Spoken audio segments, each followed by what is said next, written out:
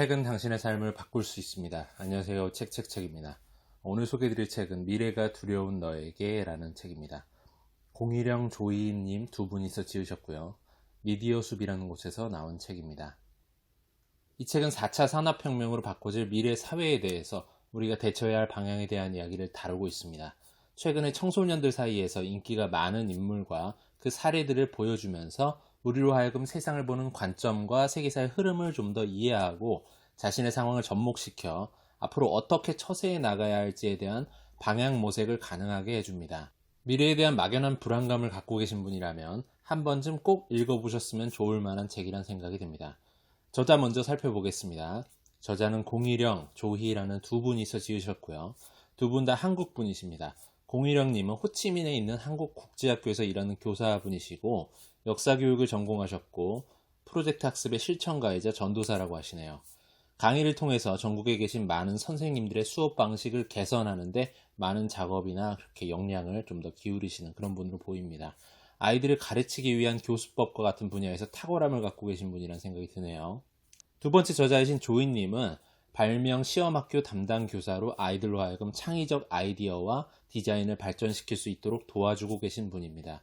평택 프로젝트 학습 연구회의 회장을 맡아서 역시나 공일영님처럼 교실 수업 개선에 힘쓰고 계신 분입니다.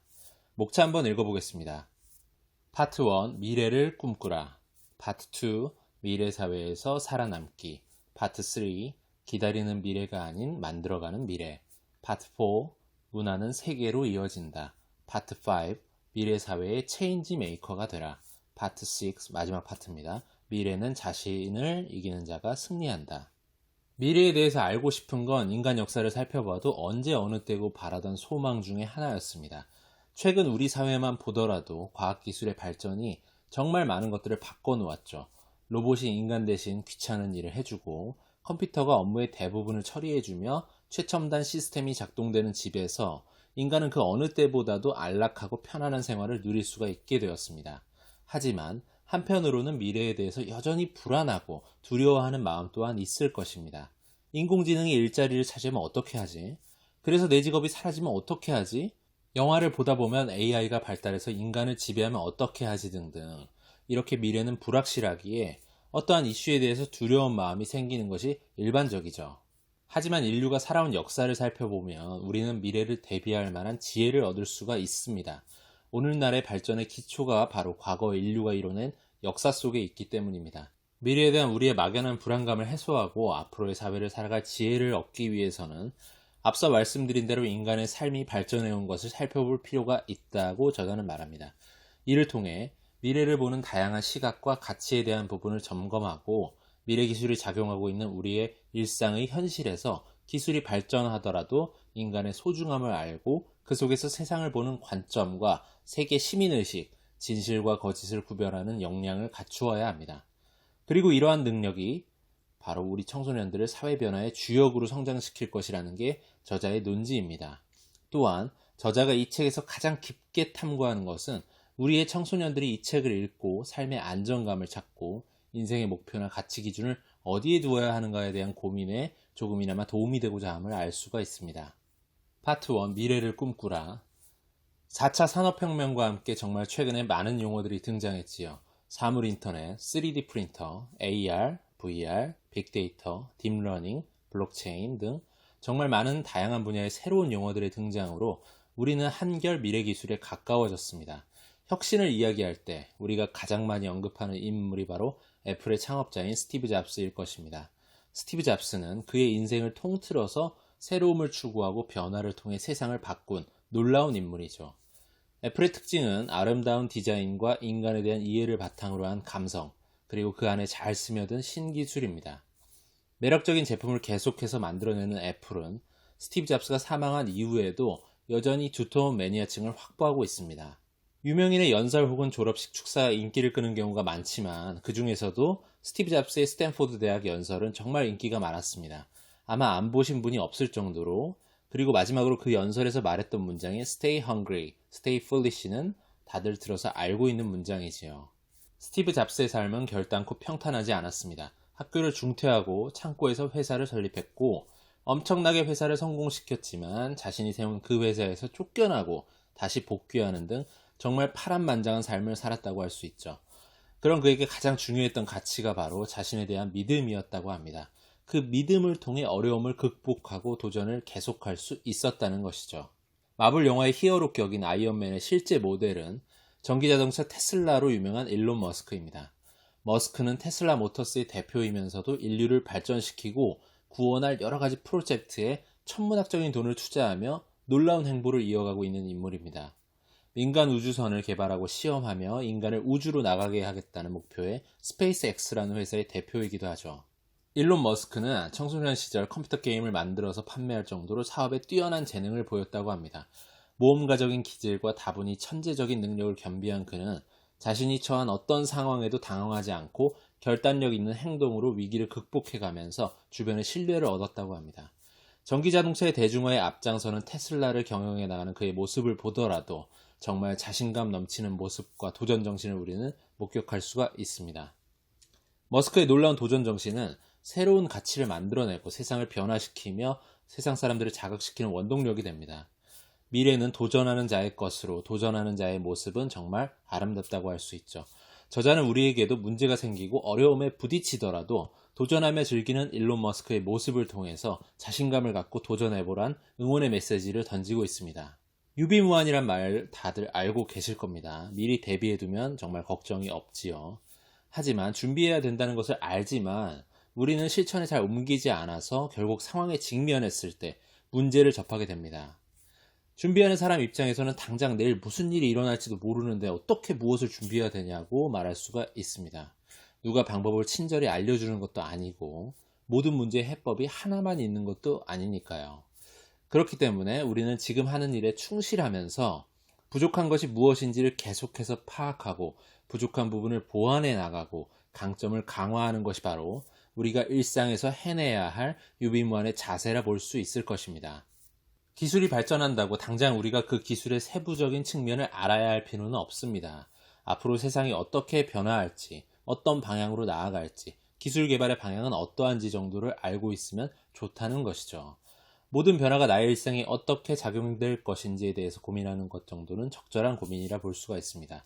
세상은 급변하고 있는데 세상과 동떨어져 흐름을 전혀 파악하지 못한다면 어느 날 갑자기 위기가 찾아올지도 모를 일입니다.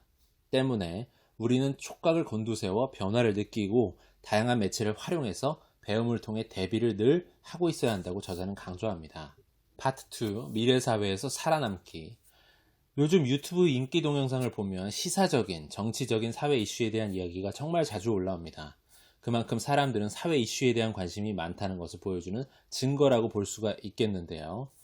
세상은 정말 다양한 사람들이 각각의 생각과 서로 다른 가치 판단을 기준으로 살아가는 곳입니다. 신문만 하더라도 다양한 신문사가 제각기 내는 목소리가 다 다릅니다. 따라서 우리는 다양한 의견들 속에서 중심을 잃지 말아야 되며 세상을 바라보는 가치관과 삶의 지혜가 올바로 정립되어 있어야만 한다고 저자는 말합니다. 미래가 아무리 AI가 주도하는 인공지능의 시대가 되더라도 정보의 주도권은 바로 내가 갖고 있어야 할 것이니까요. 명량이란 영화 많이들 보셨을 것입니다. 이순신 장군님이 영화에서 이렇게 얘기를 하시죠. 만일 두려움을 용기로 바꿀 수만 있다면 그 용기는 100배, 1000배의 무서운 용기로 나타날 것이다. 불확실한 미래를 대비하는 우리의 자세도 이와 같아야 한다고 저자는 말합니다. 두려움에 전전긍긍하기보다 두려움을 용기로 바꿀 수 있는 지혜가 필요하다는 것이죠. 누구에게나 두려움은 있습니다. 중요한 것은 바로 그 두려움을 용기로 바꾸는 자만이 꿈을 이루고 진정한 영광의 순간을 맞이할 수 있다는 것입니다. 동서문화융합의 상징적인 인물로는 마케도니아의 알렉산드로스 대왕을 말할 수가 있을 것입니다. 알렉산드로스 대왕은 정복지를 자신의 지배 아래에 두되 그들의 문화를 존중하고 인정해준 것으로 유명했습니다. 그뿐 아니라 좋은 문화는 직접 수용하고 장려하면서 정복지에 대한 동화 정책을 펼쳤습니다. 때문에 정복지의 백성들조차 알렉산드로스 대왕에게 호의를 보이는 사람이 많았다고 하죠. 소아시아 정벌을 위해 페르시아 깊숙한 곳까지 쳐들어간 알렉산드로스는 페르시아의 다리우스 3세와 전면전이 불가피했습니다. 결국 알렉산드로스는 페르시아를 이기며 다리우스의 왕비와 가족들을 포로로 잡았어도 극진히 대접하며 관용을 베풀었습니다. 또 이집트를 정복하고 항복을 받은 후에도 역시 그들의 문화를 존중해주는 모습을 보입니다. 이렇게 지역은 정복되었지만 문화는 남아있으면서 융합된 헬레니즘 세계는 바로 알렉산드로스의 포용적인 리더십 때문이라 볼 수가 있겠습니다. 알렉산드로스 왕과 같이 혼자만 잘 살려는 것이 아니라 다른 사람과 같이 함께하며 상대방을 존중하는 공동체 의식이 미래를 준비하는 우리로서는 기초적으로 요구되는 필수 소양이라 저자는 말합니다. 앞으로의 세계는 지금보다도 더욱더 세계화된 시대를 살아갈 것이기 때문이죠. 사람에게는 흔히들 3번의 기회가 찾아온다고 하는데요. 기회는 누구에게나 찾아오지만 결국 그 기회를 잡는 것은 준비해오던 자의 몫입니다. 책에서는 현대그룹의 창업자인 정주영 회장님의 이야기를 소개합니다. 한국전쟁이 한창일 때 부산에 피난해 있던 정주영 회장에게 기회가 찾아옵니다. 한겨울에 미군 묘지에 잔디를 입혀줄 수 없냐는 주문이었죠. 당시 아이젠하워 미국 대통령이 부산을 방문할 예정인데 푸른 잔디로 덮인 묘지를 보여주고 싶다는 것이 유엔 사령부의 생각이었습니다. 정주영 회장은 그들의 요구를 받아들이고 푸른 묘지로 만들기 위해 막 싹을 틔우는 보리싹을 사다가 묘지를 덮었다고 합니다. 결국 유엔 사령부의 만족을 이끌어내고 사령부에서 제시한 돈보다 3배가 넘는 돈을 받았다고 하죠. 또 하나의 일화는 유명한 서산 간척 사업인데요. 7kg가 넘는 방조제를 축조해서 간척지를 만드는 것이었는데 막판에 물막이 공사에서 어려움을 만나게 됩니다. 서해안의 빠른 유속과 조석 간만의 차로 마지막 구간을 막지 못해 공사가 진척되었습니다. 그러자 정주영 회장은 폐기 직전에 대형 유조선을 끌어다가 막았고 바로 작업을 성공시키게 됐습니다. 이것은 바로 세계토목공사의 유명한 일화로 남아있죠. 이런 일화처럼 급변하는 상황 속에서는 대처 능력이 빠르고 순발력이 있어야 됩니다. 미리 준비하지 못했다고 하더라도 주어진 상황에 신속하게 대처하고 고정관념에서 벗어나 역발상을 하는 자세는 앞으로의 미래사회에서 기회를 내 것으로 만들 수 있는 역량이 될 것입니다. 파트 4 문화는 세계로 이어진다. BTS 방탄소년단 여러분들 다들 아시죠? 방탄소년단이 K-팝의 역사를 다시 썼다는 사실은 많은 사람들이 아마 세계 모든 사람들이 알고 계실 것입니다. 방탄소년단은 우리 청소년들에게는 본인들이 좋아하는 스타이자 꿈꾸는 롤모델이 될 것입니다. 방탄소년단의 활약을 보면서 저자는 우리 청소년들에게 우리네 20대 초반의 청년들이 이처럼 세계 대중음악계를 뒤흔들고 있으니까 우리도 할 수 있다는 자신감과 도전의식을 가지라고 또 스스로 나 자신은 어떤 분야에서 세계에 이름을 알릴 수 있을지를 고민해보라고 이야기합니다. 파트 5 미래사회의 체인지 메이커가 되라. 엘빈 토플러는 부의 미래라는 저서에서 사회 각계각층의 변화 속도에 대해서 이야기합니다. 기업의 변화 속도가 100마일이라면 공교육은 10마일로 표현됩니다. 기술 개발에 따른 기업의 속도보다 학교의 변화는 그만큼 느리다는 걸 의미하는 것이죠. 따라서 저자는 이와 관련해서 자신들이 직접 학교 교육 현장을 개선하고 있는 것처럼 학교와 밀접한 관련이 있는 청소년들에게 보다 더 나은 교육 프로그램과 환경 개선을 위한 목소리를 낼 것을 제안합니다. 학교 교육에 대한 부분이야말로 미래를 위한 청소년들의 중요한 부분이라는 것이죠. 저자는 청소년 스스로가 인생을 개척해 나갈 수 있는 능력을 충분히 갖고 있다고 거듭 주장합니다. 발전 가능성이 크고 잠재력으로 가득 찬 우리네 청소년들에게 내 인생의 진정한 주인은 바로 나 자신임을 꼭 명심하라 이야기합니다. 파트 6 미래는 자기를 이기는 자가 승리한다. 어떤 일을 우리가 진행하다 보면 실패를 하게 될 때도 있지만 실패가 두려워 일을 시작하지 않으면 당연히 성공이란 있을 수가 없습니다. 유명한 에디슨의 일화 다들 알고 계실 것입니다. 에디슨이 전구를 발명할 때 2000번의 실패 후에 성공했는데 계속해서 실패했을 때의 기분을 누군가가 묻자 그는 이렇게 대답했다고 하죠. 실패요? 전 단 한 번도 실패한 적이 없습니다. 단지 2000번의 단계를 거쳐서 전구를 발명했을 뿐이죠. 실패는 성공의 어머니라는 말도 있습니다. 성공을 하려면 누구나 실패를 할 수 있으니 그 실패를 하더라도 좌절하지 말고 최선을 다하라는 것이죠. 실수나 실패는 누구나 하는 것이지만 그것을 어떻게 대하고 어떻게 생각하느냐에 따라 나중에는 그 결과가 큰 차이로 나타나게 됩니다. 급변하는 사회 속에서 하루에도 수많은 회사가 만들어지고 사라집니다. 처음부터 너무나도 대단한 성공을 누리며 승승장구하는 사람도 있지만 또 어떤 사람은 계속해서 꾸준히 정진한 끝에 인생의 말년의 성공을 누리는 사람도 있고 또 대부분의 사람들은 내 인생의 성공 포인트가 어디인지를 알지 못한 채 인생이라는 여행을 계속해서 살아내고 있습니다. 우리는 우리 스스로를 재료로 사용해서 자신을 발전시킬 수 있고 성장시키게 됩니다. 또한 이렇게 진행된 발전을 토대로 꿈에 다가갈 역량을 얻게 되는 거죠. 많은 사람이 자신의 꿈을 이뤄가다 보면 우리 사회는 더욱 놀라운 변화를 맞이하게 될 것이고, 미래는 우리가 불안하게 꿈꾸던 많은 것들이 긍정적인 방향으로 해소되는 모습을 우리가 목도하게 될 것입니다. 그 모든 것의 변화의 시작은 바로 나 자신이라는 밀 아래에 있습니다. 여러분은 스스로의 재능을 땅에 묻어두시겠습니까? 실패를 두려워하지 말고 전진합시다. 나 자신에 대한 믿음과 신뢰를 바탕으로 오뚜기처럼 다시 일어나서 나의 미래를 맞이합시다. 오늘은 여기까지 하겠습니다. 유익하셨거나 도움이 되셨다면 구독과 좋아요 부탁드립니다.